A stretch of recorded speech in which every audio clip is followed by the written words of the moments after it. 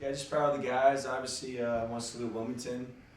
What they've been doing is pretty incredible. Um, have a lot of respect for Coach Siddle and what they've been doing what they did against us at their place. Get down and show amazing resiliency and fortitude to come back and win games. And they're such a talented, dangerous team. So we probably caught them when it was kind of the right time. It's all when you catch teams in conference. I was proud of our guys. We talked about kind of a ground and pound mentality, something they hadn't really heard from me before. We decided to kind of play bigger. They're smaller, they're athletic, good size, but not some of the size the rest of their teams in our conference have. Without Torrance Watson now, who's really emerging, so we decided to play bigger and try to take advantage of their switching and stuff. They kind of make you make plays, and you can't just get threes. We only shot 10, which is remarkable for us. But we had 44 points in the paint. I mean, that was kind of our game plan. I was just happy we were able to execute it, and our defense was what it needs to be. We held a really potent offense down, and guys who know me, if that shooting percentage for the game's under 40, that's a real magic number for us.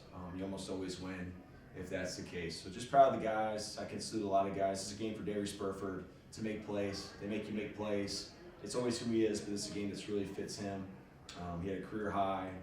Everybody who played great. Sam Sherry, I just want to salute him. I mean, the dude's barely played since November, and we decided to play bigger and give him an opportunity, and for him to take advantage of it, play great on both ends of the floor, knocked down 4 free throws, really incredible. And then Hunter McIntosh did what he does. You know, no matter how the game is going, he wasn't having a bad game, but no matter how the game is going, he was ready to make the biggest shots. So, again, just proud of the guys and proud of the crowd. I got to salute the crowd, the students, and everybody who came out. Hopefully we can keep building on that. So. All right, we'll take questions.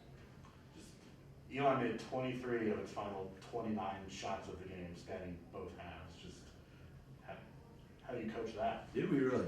Yeah. Wow. With 6 minutes left in the first half, you only made 23 of 29. Wow. Max, I appreciate you sharing that with me.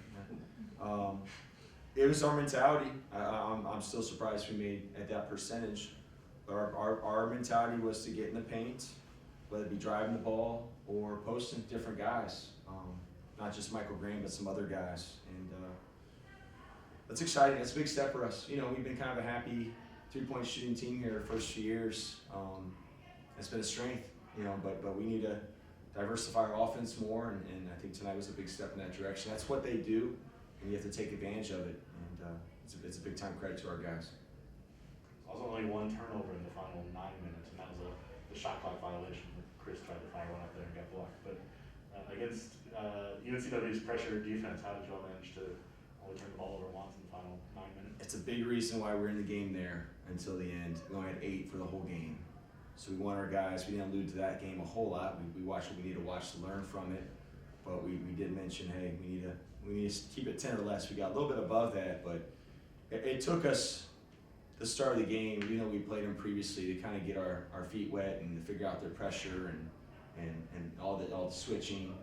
And I think we had 7 turnovers pretty early in that game, and we only had 1, I think, for the last like 11, 12 minutes of the first half. So it kind of started there.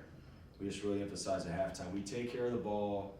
We hold them under 30. We didn't quite do that. We hold them under 30. We're going to win the game. We're going to score enough points to get the job done. And you know, our guys been through a lot this year, and they got amazing resolve and resiliency. They always do. And you know, we take a lot of pride. Max knows this, of playing our best when it matters most, February and March. So hopefully this can be the launching pad for the rest of the season. February. Yeah. Looked like Chris spent a good bit of the second half guarding Sims. Just you know, Woods kind of was not a huge factor in the second half. Just kind of what went into that decision to put Wooten on Sims there. Yeah, you just kind of read the situation. Like Chris, a senior, I think I mentioned before, I want our seniors to really feel a part of what we do down the stretch. We're kind of 4 for 4 for our seniors the first 2 years, and obviously Chuck's a big part of what we're doing. Chris has always been a big part of what we're doing, and he's reliable. Chris is reliable whether he's making shots or not. We can trust him to know the game plan and know what we want to do. Some of it's just institutional knowledge, being here with us for almost 3 years now, and it was hard. Like, we just thought that was a really reliable group, and that's when we were kind of building a little bit of a cushion. But yeah, I just believe in following instincts. Obviously, rely on our staff in a big way. Those guys are incredible, and just you follow your instincts. I thought Chris was the right move. A big game for us at home. Kind of rely on a senior like that. Do you feel like tonight was kind of a launching pad for Sam Sherry to continue to contribute moving forward, or was it just kind of tonight's matchup worked out well for him in his favor? Yeah, I want to play big.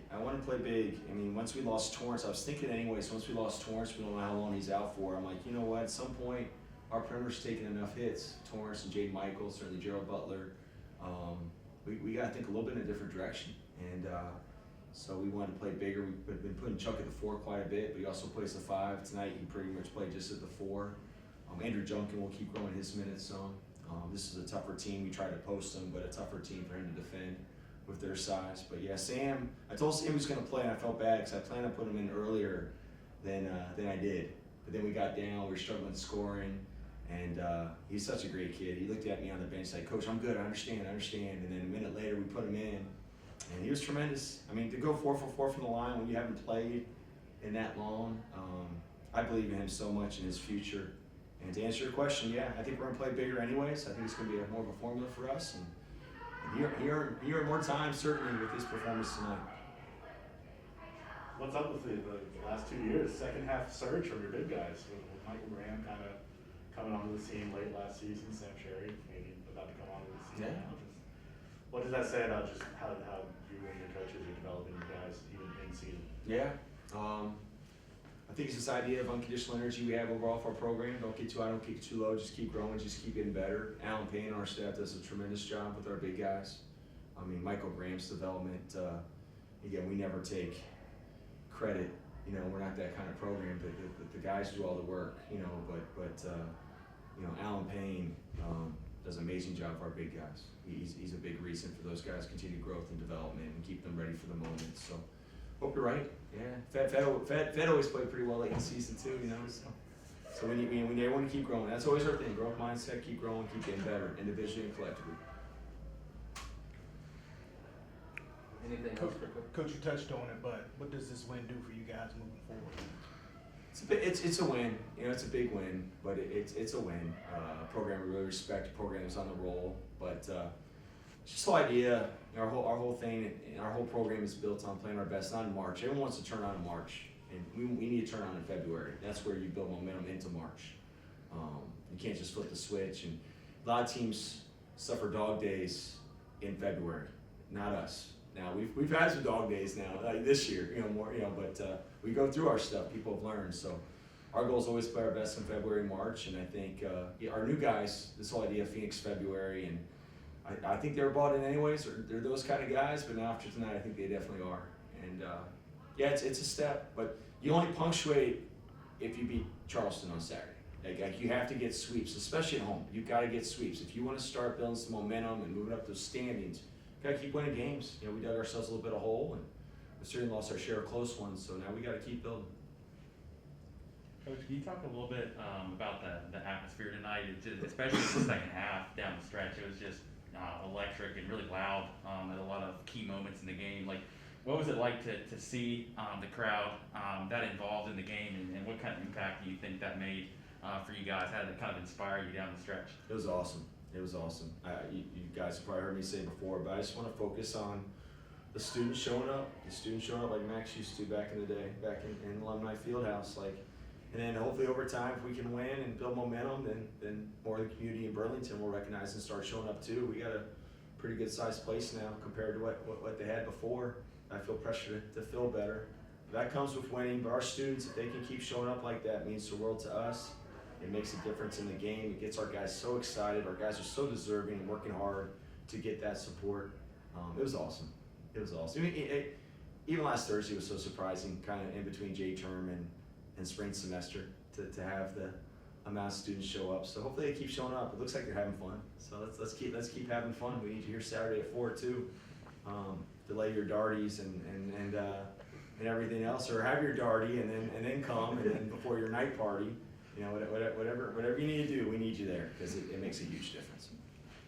What about your disdain for the overrated cheer, though? The overrated cheer and the na goodbye. I don't try to be that guy. That was early. Oh man, minute and 10 and what, 8-point game or something? I'm like, whoa. Especially with that team, you know, as exposed as they are to comebacks they've made. So I'm trying not to be that guy, but yeah, that was a little too early for me. I didn't feel good until 30 seconds left when we finally made a 4-possession game, and I told the bench, that's fine. Hey, now we can celebrate a little bit more. So you just in college basketball, you know, you never take any lead for granted. And you don't celebrate, really, our guys know you don't celebrate truly until that buzzer goes off, you get back to the locker room, so. Yeah, Coach, can you also just talk a little bit about the game from Darius tonight? 27 points, was getting to the basket, making some tough contested shots. You know, what did you see from him, and you know, how did his play kind of get the offense going? Yeah, like I said before, you know, you want to have somebody who can just go get a bucket, and a guard doesn't need a ball screen. A lot of guards need a ball screen. You don't need a ball screen. You know, he can make something happen, and I think all of our guys are benefiting from seeing the size and length that we saw in the non-conference. You know, with high majors, and as talented as our conference is, it's not quite as daunting. You know, because of the schedule we played and the personnel we played. But this is a game built for Darius. He knew it. You heard from me. You heard from Coach Holmes, who does so much of our offense. You know, switching and pressure. Like sometimes you just got to put your head down and go. And you can't run, but maybe a quarter or an eighth of your menu against these guys, the way they play and press and all that kind of stuff. So it's a player's game more than ever. It always is, but this kind of opponent certainly makes it that way. And we're lucky to have Darius Burford. He's had some big nights against them, and certainly a career night tonight. Anything else for Coach?